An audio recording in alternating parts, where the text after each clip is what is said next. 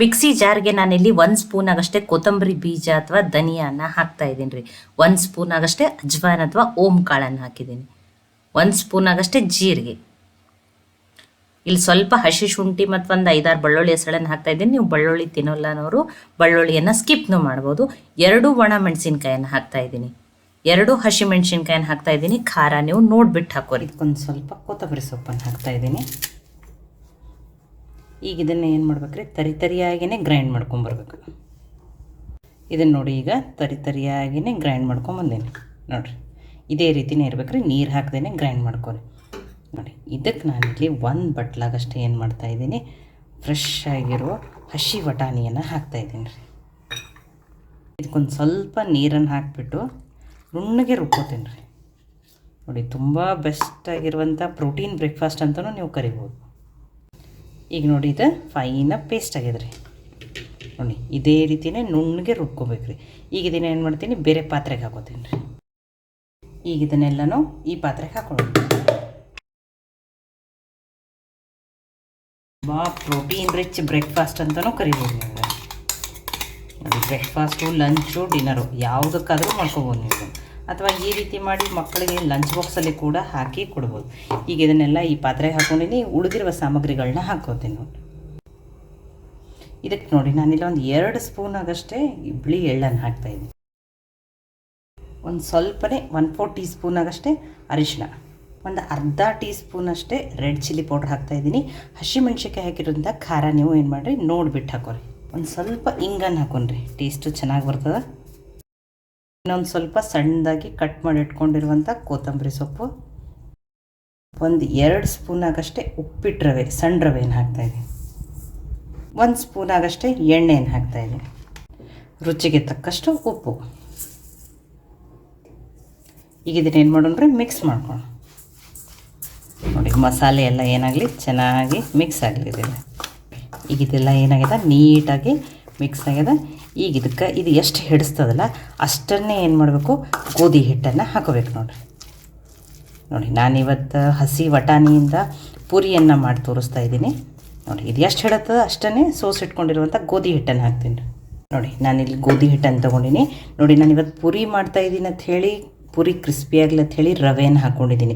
ಇಲ್ಲ, ನಮಗೆ ಎಣ್ಣೆ ಬೇಡ, ಎಣ್ಣೆ ನಡೆಯಲ್ಲ, ಕಡಿಮೆ ಎಣ್ಣೆ ಯೂಸ್ ಮಾಡ್ತೀವಂದ್ರೆ ನೀವೇನು ಮಾಡಿರಿ, ರವೆಯನ್ನು ಸ್ಕಿಪ್ ಮಾಡಿರಿ, ಬರೀ ಗೋಧಿ ಹಿಟ್ಟನ್ನು ಹಾಕಿಬಿಟ್ಟು ಪರಾಠ ಥರನೂ ಮಾಡ್ಕೋಬೋದು. ತುಂಬಾ ಟೇಸ್ಟಿಯಾಗಿರ್ತಾವೆ. ನೋಡಿ, ನಾನಿವತ್ತೇನು ಮಾಡ್ತಾಯಿದ್ದೀನಿ, ಪುರಿಯನ್ನು ಮಾಡ್ತಾಯಿದ್ದೀನಿ. ಅದಕ್ಕೆ ರವೆಯನ್ನು ಹಾಕ್ಕೊಂಡಿದ್ದೀನಿ ರೀ. ನೀವು ಪುರಿ ಬೇಡ, ಪರಾಠ ಮಾಡ್ಕೋತೀರಂದ್ರೆ ರವೆಯನ್ನು ಸ್ಕಿಪ್ ಮಾಡಿರಿ. ಈಗ ನೀರು ಹಾಕ್ದೇ ಹಿಟ್ಟನ್ನು ಕಲಸಿ ರೆಡಿ ಮಾಡ್ಕೊಳ್ಳೋಣ ರೀ. ನೋಡಿ, ಗಟ್ಟಿಯಾಗಿಯೇ ಕಲಿಸ್ಕೊರಿ. ಮತ್ತು ನೀವು ಮೆತ್ತ ಕಲಿಸ್ರೆ ಏನಾಗ್ತದೆ, ಪುರಿ ಎಣ್ಣೆ ಹಿಡಿತಾವ್ರಿ. ಅದಕ್ಕೇನು ಮಾಡಿರಿ, ಆದಷ್ಟು ಹಿಟ್ಟನ್ನು ಗಟ್ಟಿಯಾಗಿಯೇ ಕಲಿಸ್ಬಿಟ್ಟು ತಗೋರಿ. ನೀರು ಹಾಕ್ಬಿಡ್ರಿ, ಅದು ಎಷ್ಟು ಹಿಡಿಸ್ತದ ಹಿಟ್ಟು ಅಷ್ಟನ್ನೇ ಹಾಕಿರಿ. ನೋಡಿ, ನಾನು 2 ಬಟ್ಲ ಹಿಟ್ಟು ಹಾಕೋದಷ್ಟು ಆಗ್ಯದ ರೀ. ನೋಡಿ, ನಾನು ಈ ರೀತಿ ಗಟ್ಟಿಯಾಗಿಯೇ ಕಲಿಸ್ಬಿಟ್ಟು ತಗೊಂಡಿನಿ. ನಾನು ಒಂದು ಸ್ವಲ್ಪನೂ ನೀರನ್ನು ಹಾಕಿಲ್ಲ. ನೋಡಿ, ನಿಮಗೆ ನೋಡ್ರೆ ಗೊತ್ತಾಗತ್ತೈತಿ. ಇದೇ ರೀತಿಯೇ ಗಟ್ಟಿಯಾಗಿಯೇ ಹಿಟ್ಟನ್ನು ಕಲಿಸ್ಬಿಟ್ಟು ತೊಗೊಂಡಿನಿ ನೋಡಿರಿ. ಈಗ ಇದಕ್ಕೊಂದು ಸ್ವಲ್ಪ ಎಣ್ಣೆ ಹಚ್ಚಿಬಿಟ್ಟು ಒಂದು 5 ನಿಮಿಷ ಹಿಟ್ಟನ್ನು ನೆನೆಕಿಡ್ತೀನಿ ರೀ. ಹಿಟ್ಟು ಅದರೊಳಗಿನ ಹಾಕಿರುವ ರವೆ ನೆನೆಲಿ ಮುಚ್ಚಿ ಒಂದು 5 ನಿಮಿಷ ಇದನ್ನು ಏನು ಮಾಡ್ತೀರಿ, ಸೈಡಿಗೆ ಇಡ್ತೀನಿ. ನೋಡಿ, 10 ನಿಮಿಷ ಆಗ್ಯದ ರೀ. ನೋಡಿ, ಹಿಟ್ಟನ್ನು ಏನಾಗೈತಿ, ಇನ್ನೂ ಸಾಫ್ಟ್ ಆಗೈತೆ ರೀ. ಇನ್ನೊಂದು ಸ್ವಲ್ಪ ಈ ರೀತಿ ನಾರ್ಕೊಂಡು ತೊಗೊಂಡ್ರಿ.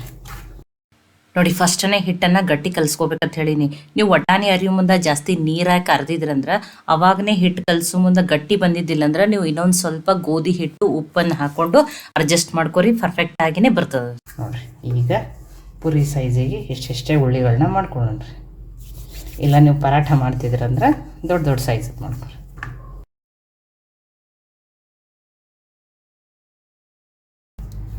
ನೋಡಿ, ಪ್ರೋಟೀನ್ ರಿಚ್ ರೆಸಿಪಿ ಅಂತಲೂ ನೀವು ಇದನ್ನು ಕರಿಬೋದು.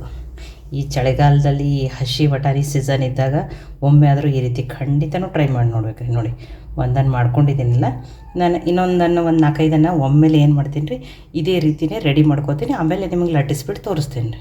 ನೋಡಿ, ಏನು ಮಾಡ್ಕೊಂಡಿದ್ದೀನಿ, ಒಮ್ಮೆ ಒಂದು 5-6 ಈ ರೀತಿ ರೆಡಿ ಮಾಡ್ಕೊಂಡಿದ್ದೀನಿ. ಈಗ ಇದನ್ನು ಏನು ಮಾಡ್ತೀನಿ ರೀ, ನಿಮಗೆ ಲಟ್ಟಿಸ್ಬಿಟ್ಟು ತೋರಿಸ್ತೀನಿ ನೋಡಿರಿ. ನೋಡಿ ತುಂಬ ತೆಳುಗೂ ಲಟ್ಟಿಸ್ಬಾರ್ದು, ತುಂಬ ದಪ್ಪನೂ ಲಟ್ಟಿಸ್ಬಾರ್ದು. ಆ ರೀತಿ ಏನು ಮಾಡಬೇಕು, ಲಟ್ಟಿಸ್ಬಿಟ್ಟು ತೊಗೊಳ್ತೀವಿ ಇದನ್ನು. ನೋಡಿ ಇದಕ್ಕೊಂದು ಸ್ವಲ್ಪ ಹಿಟ್ಟು ಹಚ್ಚಿಬಿಟ್ಟು ನೋಡಿ, ನಾನು ಡೈರೆಕ್ಟ್ ಗ್ಯಾಸ್ ಕಟ್ಟಿ ಮೇಲೆ ಲಟ್ಟಿಸ್ಬಿಟ್ಟು ತೋರಿಸ್ತಾ ಇದ್ದೀನಿ. ನೀವು ಇಲ್ಲಂದ್ರೆ ಚಪಾತಿ ಮಾಡೋ ತಗಡ ಮೇಲೇನೋ ಲಟ್ಟಿಸ್ಬಿಟ್ಟು ತೊಗೋಬೋದ್ರಿ, ನಡೀತದೆ. ಒಂದನ್ನು ಲಟ್ಟಿಸಿ ತೋರಿಸಿದ್ದೀನಿ, ಇನ್ನೊಂದನ್ನು ಲಟ್ಟಿಸಿ ತೋರಿಸ್ತೀನಿ ನೋಡಿ. ಮತ್ತು ಹಸಿ ವಟಾಣಿಯಿಂದ ನೀವು ಯಾವ್ಯಾವ ಥರ ಸ್ನ್ಯಾಕ್ಸು, ಬ್ರೇಕ್ಫಾಸ್ಟ್ ರೆಸಿಪಿಗಳನ್ನ ಮಾಡ್ತೀರಂತ ಹೇಳಿನೂ ನನಗೆ ಕಮೆಂಟ್ ಮಾಡಿ ತಿಳಿಸ್ರಿ. ನೋಡಿ ಎರಡನ್ನ ಲಟ್ಟಿಸಿದ್ದೀನಿ. ಈಗ ಉಳಿದಿದ್ದನ್ನು ಏನು ಮಾಡ್ತೀನಿ ರೀ, ಅವು ಒಮ್ಮೆಲೆ ಎಲ್ಲ ಲಟ್ಟಿಸಿ ರೆಡಿ ಮಾಡಿ ಇಟ್ಕೊತೀನಿ ರೀ. ಆಲ್ರೆಡಿ ಎಣ್ಣೆನೂ ಕಾಯ್ಲಿಕ್ಕೆ ಇಟ್ಟೀನಿ, ಎಣ್ಣೆನೂ ಕಾಯ್ದದ್ರಿ. ನೋಡಿ ಒಮ್ಮೆಲೆ ಏನು ಮಾಡೀನಿ, ಎಲ್ಲ ಲಟ್ಟಿಸಿಬಿಟ್ಟು ಇಟ್ಕೊಂಡೀನಿ. ಈಗ ಕರೆದ್ಬಿಟ್ಟು ತೊಗೊಂಡ್ರಿ, ಆಲ್ರೆಡಿ ಎಣ್ಣೆನೂ ಚೆನ್ನಾಗಿ ಕಾಯ್ದದ್ರಿ. ನೋಡಿ ಎಣ್ಣೆನೂ ಚೆನ್ನಾಗಿ ಕಾಯ್ದದ. ಗ್ಯಾಸನ್ನು ಹೈ ಫ್ಲೇಮ್ದಲ್ಲೇ ಇಡ್ರಿ, ಹೈ ಫ್ಲೇಮ್ದಲ್ಲಿ ಇಟ್ಟನೇ ಕರೀರಿ. ಹೈ ಫ್ಲೇಮ್ದಲ್ಲಿ ಇಟ್ಟು ಕರಿಯೋದ್ರಿಂದ ಏನಾಗ್ತದೆ, ಎಣ್ಣೆನೂ ಹಿಡಿಯಲ್ರಿ. ನೋಡಿ ಪುರಿ ಎಷ್ಟು ಚೆನ್ನಾಗಿ ಉಬ್ಬಿ ಬಂದದ ನೋಡ್ರಿ. ನೋಡಿ ಹಸಿ ವಟಾಣಿಯ ಮಸಾಲ ಪುರಿ ಅಂತಲೂ ನೀವು ಇದನ್ನು ಕರಿಬೋದು ನೋಡ್ರಿ. ನೋಡಿ ತುಂಬಾ ಡ್ರೈ ಇರ್ತಾವ್ರಿ. ನೋಡ್ರಿ ಎಷ್ಟು ಚೆನ್ನಾಗಿ, ಎಷ್ಟು ಮಸ್ತ್ ಬಂದಾವ ನೋಡ್ರಿ. ನೋಡ್ರಿ ಇನ್ನೊಂದನ್ನು ನಾನು ನಿಮಗೆ ಕರೆದ್ಬಿಟ್ಟು ತೋರಿಸ್ತೀನಿ ರೀ. ನೋಡ್ರಿ ನಾನು ಇನ್ನೊಂದು ಪುರಿಯನ್ನು ಕರೆದ್ಬಿಟ್ಟು ತೋರಿಸ್ತೀನಿ ನೋಡ್ರಿ. ನೋಡಿ ಎಷ್ಟು ಚೆನ್ನಾಗಿ ನೋಡ್ರಿ. ಗ್ಯಾಸನ್ನು ಲೋ ಫ್ಲೇಮು ಮೀಡಿಯಮ್ ಫ್ಲೇಮ್ದಲ್ಲಿ ಇಡಬೇಡ್ರಿ, ಎಣ್ಣೆ ಹಿಡಿತಾವ. ಹೈ ಫ್ಲೇಮ್ದಲ್ಲಿ ಇಟ್ಟನೆ ಕರೀರಿ. ನೋಡ್ರಿ ಎಷ್ಟು ಚೆನ್ನಾಗಿ ಬಂದಾವ ನೋಡ್ರಿ. ನೋಡಿ ನಾನು ಎಲ್ಲ ಪುರಿಯನ್ನು ಕರೆದ್ಬಿಟ್ಟು ತೊಗೊಂಡಿನಿ ನೋಡ್ರಿ. ಪುರಿ ನೋಡ್ರಿ ಎಷ್ಟು ಡ್ರೈ ಬಂದಾವ ನೋಡ್ರಿ. ಇದು ಒಂಚೂರೂ ಎಣ್ಣೆ ಹಿಡಿಯೋದಿಲ್ಲ. ರವೆ ಹಾಕಿರೋದ್ರಿಂದ ಕ್ರಿಸ್ಪಿನೂ ಅದಾವ್ರಿ. ಆದಷ್ಟು ನೀವು ಮೀಡಿಯಮ್ ಅಥವಾ ಲೋ ಫ್ಲೇಮ್ದಲ್ಲಿ ಇಡಬೇಡ್ರಿ, ಹೈ ಫ್ಲೇಮ್ದಲ್ಲಿ ಇಟ್ಟನೆ ಪುರಿಯನ್ನು ಕರೀರಿ. ನೀವು ಇದನ್ನು ರಾಯ್ತಾ ಜೊತೆನೂ ಸರ್ವ್ ಮಾಡ್ಬೋದು, ಸಾಸ್ ಜೊತೆನೂ ಸರ್ವ್ ಮಾಡ್ಬೋದು. ಚಿಕ್ಕ ಮಕ್ಕಳಿದ್ರೆ ಇದನ್ನು ಹಾಗೇ ತಿಂತಾರೆ. ಇಲ್ಲ ಯಾವುದೂ ಬೇಡ, ಸಾಸೂ ಬೇಡ, ಹೆಲ್ದಿ ಇರಲ್ಲ ಅಂದ್ರೆ ನೀವು ಉಪ್ಪಿನಕಾಯಿ ಜೊತೆ ತಿಂದ್ರೂ ಟೇಸ್ಟ್ ತುಂಬಾ ಚೆನ್ನಾಗಿರ್ತದೆ. ಇಲ್ಲ ನೀವು ಕಾಯಿ ಚಟ್ನಿ ಜೊತೆನೂ ಸರ್ವ್ ಮಾಡಿರಿ. ಈ ಹಸಿ ವಟಾಣಿಯಿಂದ ಮಾಡಿರೋ ಪುರಿ ರೆಸಿಪಿ ನಿಮಗೆ ಸ್ವಲ್ಪ ಆದರೂ ಇಷ್ಟ ಆಗಿತ್ತಂದ್ರೆ ಲೈಕ್ ಮಾಡಿ, ಶೇರ್ ಮಾಡಿ, ಕಮೆಂಟ್ ಮಾಡಿರಿ. ಖಂಡಿತನೂ ಟ್ರೈ ಮಾಡಿ ನೋಡ್ರಿ. ಮತ್ತೆ ಒಳ್ಳೆ ಹೊಸ ರೆಸಿಪಿ ಜೊತೆ ಸಿಗೋಣ. ಎಲ್ಲರಿಗೂ ಧನ್ಯವಾದಗಳು. ಇನ್ನೂ ನೀವು ಕನ್ನಡತಿ ಅಡುಗೆ ಚಾನಲನ್ನು ಸಬ್ಸ್ಕ್ರೈಬ್ ಆಗಿದ್ದಿಲ್ಲ ಅಂದ್ರೆ ಸಬ್ಸ್ಕ್ರೈಬ್ ಮಾಡಿ, ಬೆಲ್ ಐಕಾನ್ ಪ್ರೆಸ್ ಮಾಡೋದನ್ನು ಮರಿಬೇಡ್ರಿ.